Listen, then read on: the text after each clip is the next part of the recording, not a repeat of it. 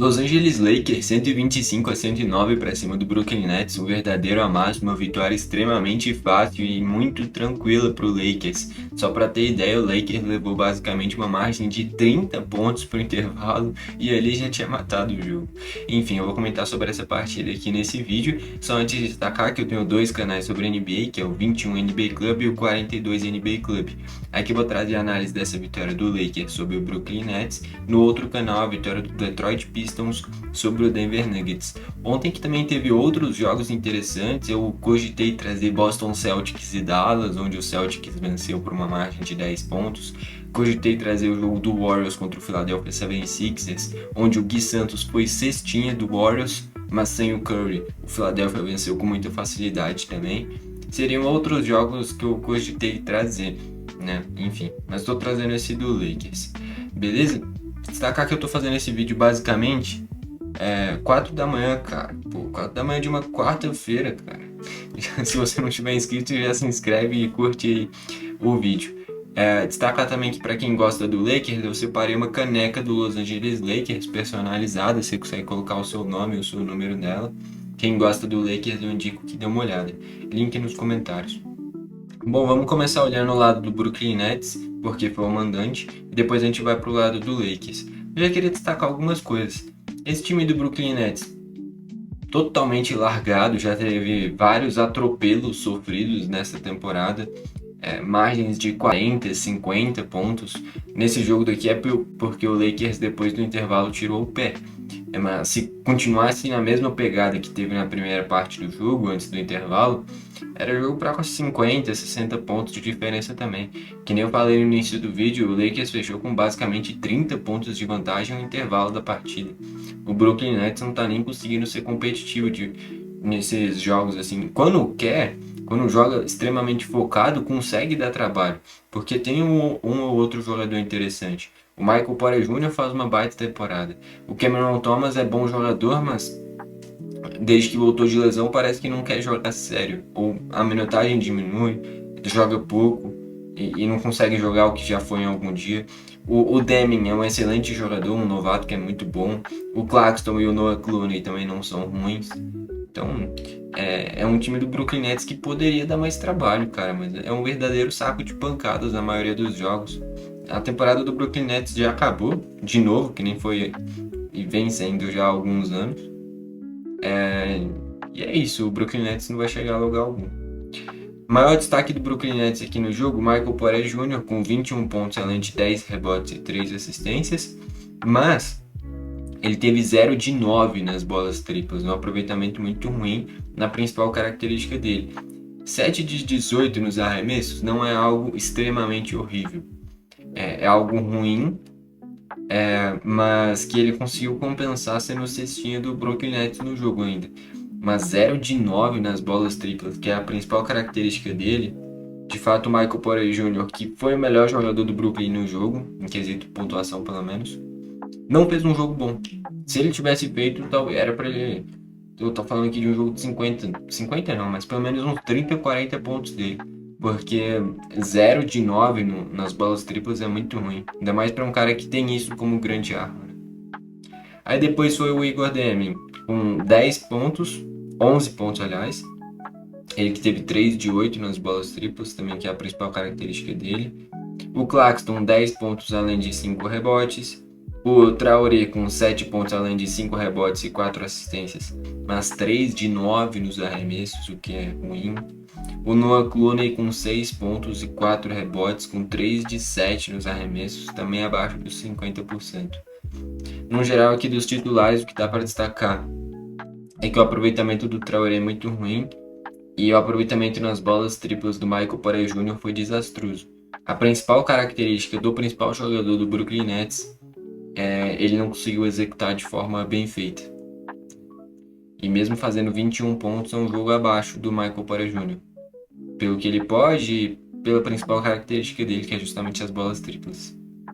Indo para os bancários, o Saraf fez 3 pontos, o Cameron Thomas, que eu destaquei aqui no início do vídeo, fez 8 pontos, sendo que ele jogou só 23 minutos. Era pra... Cara, esse Brooklyn Nets, tendo o Michael Porter Jr. e o Cameron Thomas jogando o que podem, é um time que daria trabalho, cara.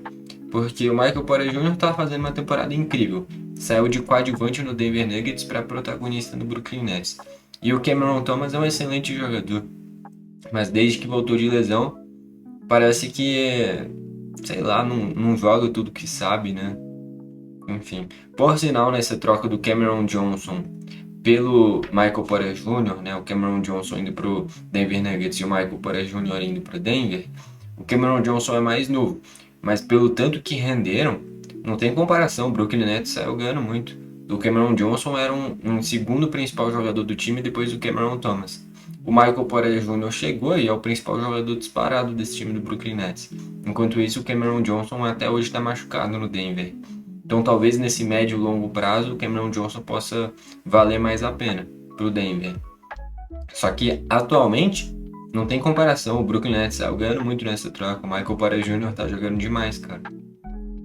Enfim, e mesmo fazendo um jogo ruim, como foi esse contra o Lakers, ele passou dos 20 pontos.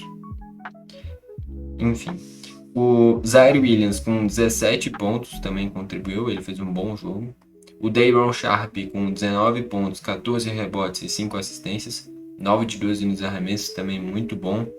O Zion Williams teve 7 de 11, né? Muito bom também. Esses dois vieram muito bem do banco. Só entre eles eu tô falando de 36 pontos, cara. Só entre esses dois bancários. Fora os 14 rebotes do Day'Ron Sharpe. O Danny Wolf fez 7 pontos, 4 rebotes e 3 assistências, contribuiu também. E o Powell ficou zerado. No geral, os bancários do Brooklyn contribuíram com 54 pontos, cara.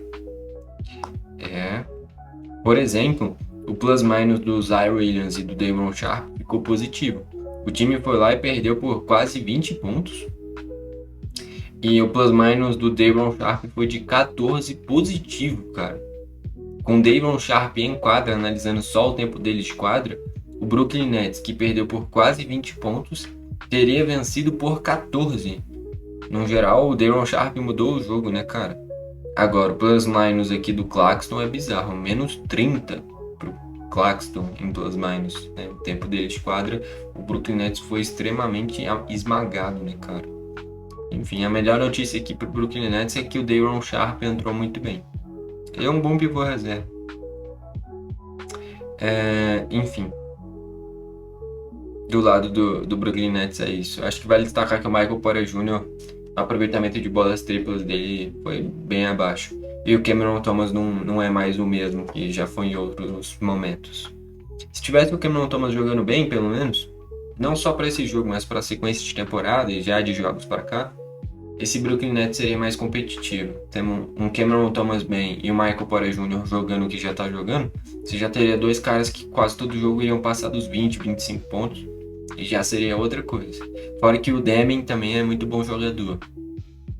O Claxton fez um jogo ruim, mas não é de se desprezar o basquete apresentado por ele. O Noah Clooney também não é ruim. O Day'Ron Sharpe é um bom reserva. O Zion Williams é um bom reserva.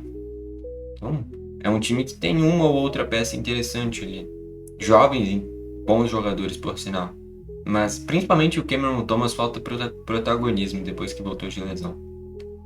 Indo para o lado do Lakers agora. O jogador que jogou mais tempo foi o LeBron James. Ele jogou 29 minutos dos titulares, né? E ele foi o cestinho do Lakers. Fez 25 pontos, 3 rebotes e 7 assistências. Foi o grande destaque do jogo, o LeBron. Depois o Luka Doncic com 24 pontos, 6 rebotes e 5 assistências. Não precisou jogar muito tempo também não. O Jake LaRavia precisava de um jogo como ele teve, fez um grande jogo. 18 pontos e 5 rebotes com 7 de 9 nos arremessos. Ele tinha baixado demais a média de pontos dele, estava fazendo 4, 5, 6 pontos por jogo. E aqui chegou a 18. É importantíssimo o LaRavia tentar chegar o mais próximo possível disso nos jogos.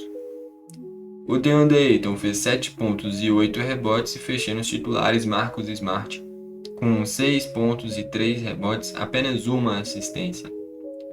Acaba que não precisou muito do Smart no jogo, mas as estatísticas dele não são muito boas. Mas ele jogou só 17 minutos também, né? Não jogou muito. E o LaRavia fez 18 pontos em 21 minutos só também. Que nem eu falei, no primeiro tempo o Lakers matou o jogo, precisou forçar. Aí vai para os bancários, tiveram muitos bancários em quadro. O Jackson Reyes fez 9 pontos. O Austin Reeves jogou esse jogo, tá voltando de lesão. Fez 15 pontos, pegou 4 rebotes. Teve um aproveitamento ruim, 3 de 9. Mas é natural, tá voltando de lesão até pegar ritmo. É esse tipo de jogo mesmo, ter que colocar o Austin Reeves contra equipes que não são tão competitivas, como é o caso do Brooklyn Nets. O Vanderbilt teve 6 pontos e 5 rebotes. Bronny James teve uma reta final de jogo muito boa. Ele entrou e fez 4 pontos. A reta final do jogo dele, pegando a bola indo pra cima, convertendo cesta, foi bem. O Gabe Vincent, zerado, 0 de 3 nos arremessos. O Gabe Vincent é muito imprevisível, né? Ele vai lá, faz 0 pontos, aí depois 0 pontos. Aí do nada mete 10, com um aproveitamento bom. Aí aqui 0 de 3. Então, tudo depende de como tá o dia do Gabe Vincent. Tem dia que ele vai muito bem, tem dia que ele vai muito mal. Não tem meio termo pra ele. O Max Kleber ficou zerado. O Hashimura ficou 5 pontos, além de 3 rebotes. O Dalton Knecht, 4 pontos. E o time, 2 pontos e 2 rebotes. Cara, no geral, não tem nem muito o que analisar. Eu escolhi esse jogo simplesmente porque o Lakers é um time muito midiático. E eu tenho que pensar em visualizações, querendo ou não. Mas, pô, muitos jogos foram mais interessantes só de olhar para quais equipes jogaram. Tipo, Dallas e Celtics seria um jogo interessante. Philadelphia Warriors, só pela atuação do Gui Santos, seria interessante. Mas eu separei Detroit e Denver, que de fato para mim foi o melhor jogo, mais competitivo. E esse do Lakers porque é midiático, só por causa que vai atrair mais gente. Mas não tem graça, o Lakers passou o carro, não teve competitividade. Que nem eu falei, se esse time do Brooklyn Nets tivesse pelo menos o Michael Porter Jr. com um aproveitamento bom nas bolas triplas nesse jogo, vamos supor que ele matasse 4 bolas triplas das 9, já seria uma atuação melhor.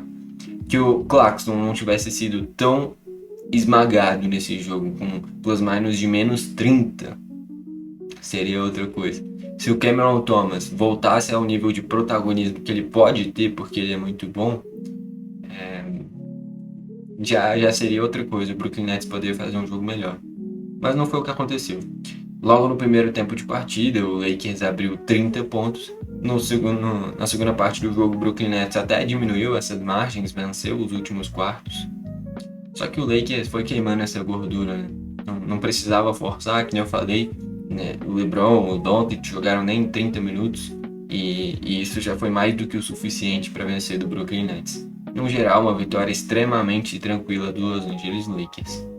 Bom, foi esse o vídeo, valeu e falou!